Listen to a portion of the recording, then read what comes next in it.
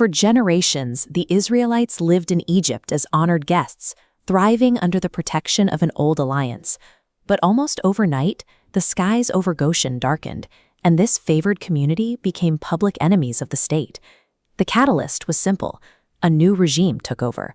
A king rose to power who knew nothing of Joseph and cared even less about the history of cooperation between their peoples. As the Israelite population naturally grew, this new pharaoh looked at them and felt a deeply worldly terror.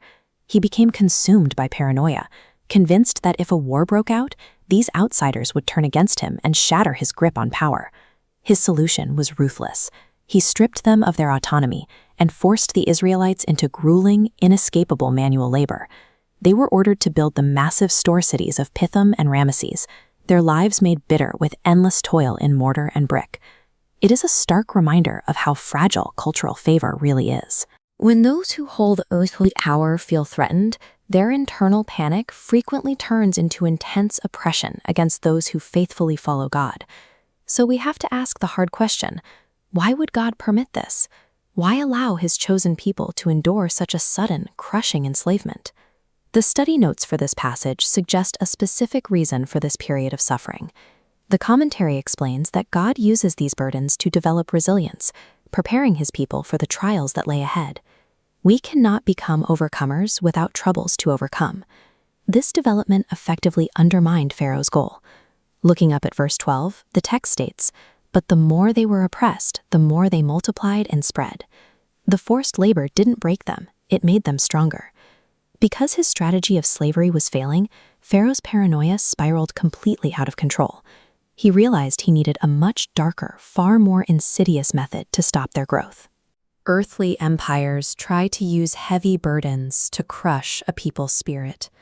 But God takes those exact same burdens and uses them as an anvil to forge unbreakable strength in his followers. Pharaoh then summoned 2 Hebrew midwives, women named Shiphrah and Puah.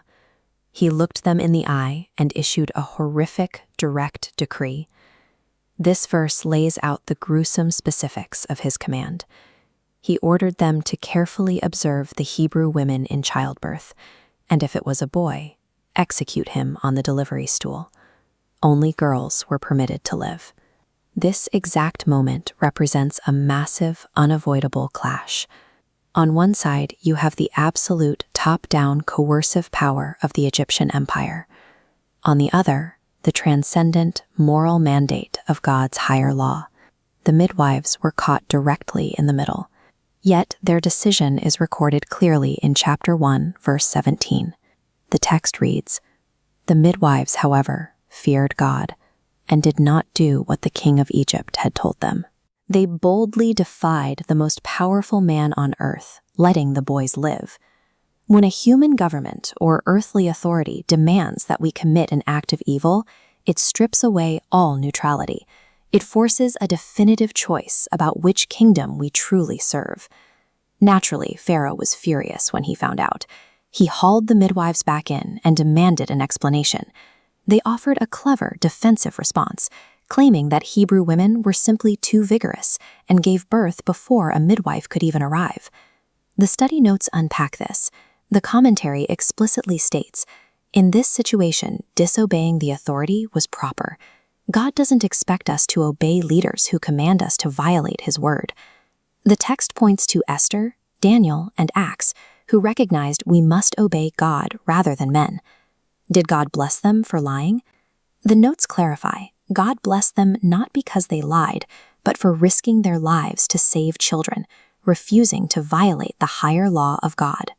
True holy fear means having such a deep reverence for the Creator that you prioritize his laws of life over the corrupt, death-dealing mandates of any earthly state. Because Shiphrah and Puah chose to fear him and fiercely protect human life, God was kind to them. In return for their faithfulness, he provided for them and blessed them with families of their own. In stark contrast, Pharaoh completely lost his grip. Consumed by chaotic rage, he bypassed the midwives entirely and issued a desperate, sweeping decree to all his citizens. Every newborn Hebrew boy must be thrown into the Nile River. In this chapter, we see a stark contrast in behavior. Pharaoh acts out of a panic that demands total control, resulting in escalating violence. The midwives, however, move with a steady courage that prioritizes God's law over their own safety. The fear of man led Pharaoh toward a cycle of escalating cruelty and chaos. But for the midwives, the fear of God provided a distinct purpose and a personal blessing, even as the circumstances around them grew increasingly grim. We live thousands of years later, but the dynamic hasn't changed. We can't control shifting cultures, and we certainly can't control hostile authorities, but we have absolute control over who we choose to fear and who we ultimately choose to serve. I challenge you today to submit your life completely to God. Allow His word, not the changing tides of human opinion, to be your absolute final authority. Make it a habit to pray continually for the specific courage you need to stand for what is right, regardless of what it might cost you personally. If this passage challenged you, make sure to subscribe to the channel. Let's keep exploring the deep, practical wisdom of the Bible and continue building our faith together.